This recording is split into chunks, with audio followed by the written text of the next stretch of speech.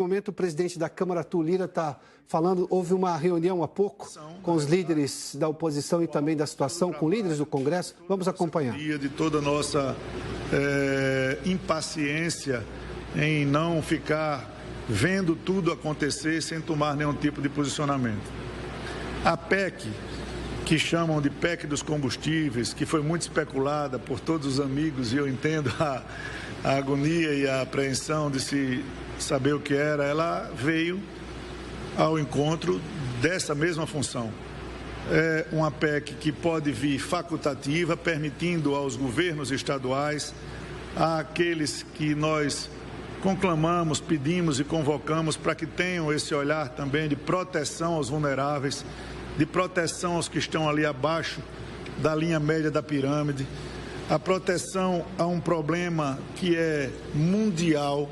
É importante que a gente repita isso com muita ênfase. A inflação é um vírus mundial ali preso nessa vertente dos combustíveis e da energia. Nós estamos, é sempre bom lembrar, com a guerra que pouca gente fala mais, mas que está acontecendo e seus reflexos também, no país que mais produz alimentos da Europa contra o país que mais produz energia e refino da Europa. Então, energia e refino por parte da Rússia e alimentos por parte da Ucrânia. Lógico que isso ia afetar o mundo, lógico que isso ia perturbar as economias, lógico que nós estamos no auge do rebote dos efeitos da pandemia com relação à economia.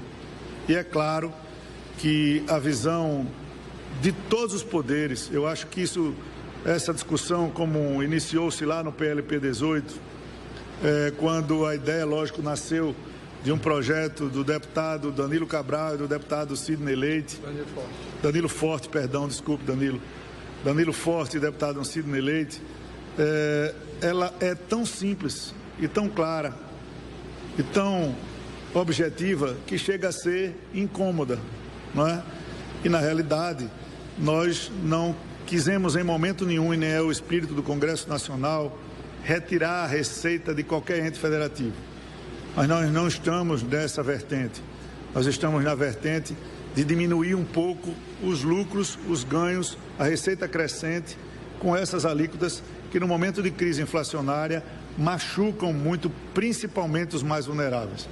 Então, a tese do Congresso Nacional, junto com o Poder Executivo, junto com os 27 entes federativos, tem que ser nesse sentido.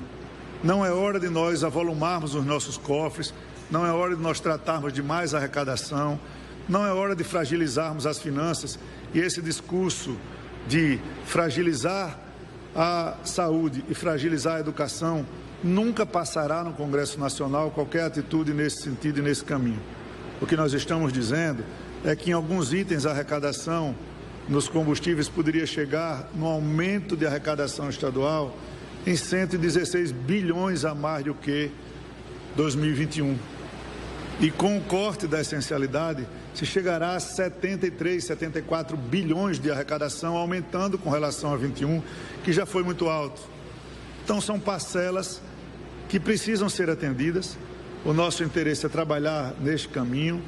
O PLP 18, nós estamos esperando e fazendo um apelo à sensibilidade do Senado Federal para que se debruce, debata e vote sobre esse assunto. Dificilmente nós vamos ter uma decisão que não seja outra, a não ser respeitando a independência das casas, mas uma votação de aprovação desse PLP e garantindo a essencialidade. Lógico, se vier com alguma mudança, o projeto volta para a Câmara e aqui será de novo reapreciado.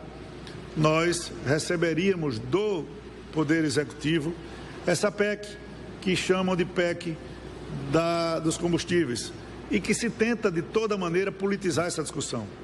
Independente de quem seja o próximo presidente da República, a população vulnerável continuará a mesma, sofrendo com inflação, podendo ter desabastecimento, podendo ter o que a Argentina sofre hoje, 15 dias de fila de caminhão para abastecer diesel, por exemplo, com inflação a 60%. Nós não queremos isso para o nosso país. Nós não estamos impassíveis nem imóveis com relação a isso. E é importante que fique claro, e eu estarei aqui à disposição para quaisquer perguntas, que ontem nós absolutamente não pudemos fazer, não é? Porque fomos consultados naquele momento a respeito de posicionamentos. Eu tenho uma visão particular, os deputados têm outra, mas nós vamos respeitar os limites das receitas extraordinárias, as possibilidades de não comprometer, mas olhando para os mais vulneráveis, protegendo os mais vulneráveis.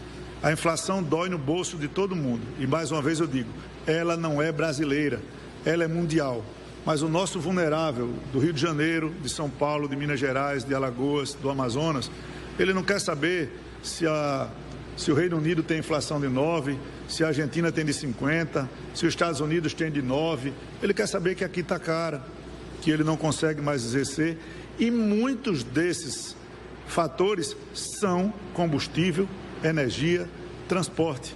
Afetam diretamente o índice inflacionário, provocam pressão nos preços de todas as outras cestas, e precisamos sim de uma união de todos os entes federativos, de todos os estados, de todos os governadores, de deputados, de senadores, do Poder Executivo, de ajuda e a sensibilidade do Judiciário na apreciação dessas matérias, para que a gente, numa visão de união, de discussão ampla, sem nenhum tipo de galhardia, sem nenhum tipo de autoritarismo, nem absolutamente nenhum tipo de autoria desse projeto ou daquele, possamos discutir esse assunto com imparcialidade. É no momento que está perto das eleições? É. Nós vamos deixar o Brasil virar uma panela de pressão e essa panela de pressão explodir para que a gente possa cuidar dos vulneráveis? Não. Nós temos que cuidar dela, desafogando a pressão, trabalhando em prol de saídas que tenham lastro na responsabilidade fiscal, mas que olhem para o social. Nós temos irmãos brasileiros dos mais diversos lugares do Brasil sofrendo mais do que a média do Brasil. Então, a nossa visão é essa. Nós esperaremos a votação do PLP 18. Só a partir daí é que a PEC virá ao Congresso Nacional, porque ela terá um parâmetro máximo de tributação ali entre 17% e 18% no modal, e a partir dali, diesel, GLP e gás de cozinha, aos estados que quiserem zerar, o governo federal bancaria esses custos, como bancará PIS, COFINS e CID em cima de gasolina e álcool. É importante ressaltar que nessa reunião também estavam o ministro da Justiça, o ministro de Minas e Energia e com representação da ANP, porque deveremos ter, todos nós brasileiros, uma fiscalização rígida e dura em cima das distribuidoras, em cima dos postos de gasolina. Eu não estou chamando ninguém de vilão, mas uma redução de impostos do tamanho que fez a essencialidade e com a consequente adoção de governadores que aceitem zerar o seu ICMS em cima de diesel e em cima de gás de cozinha, esses efeitos terão que ser sentidos muito na ponta dos consumidores brasileiros. Essa redução de inflação tem que se mostrar eficaz, porque não se estressará dólar, não se fará inflação, tudo dentro do máximo de cuidado, mas sem faltar o cuidado necessário para com os mais vulneráveis. Eu faço questão de deixar isso bem claro. É a PEC de proteção aos mais vulneráveis nesse momento de pressão que vive o mundo, com um processo de inflação mundial e um processo de crise de combustíveis e de energia também mundial.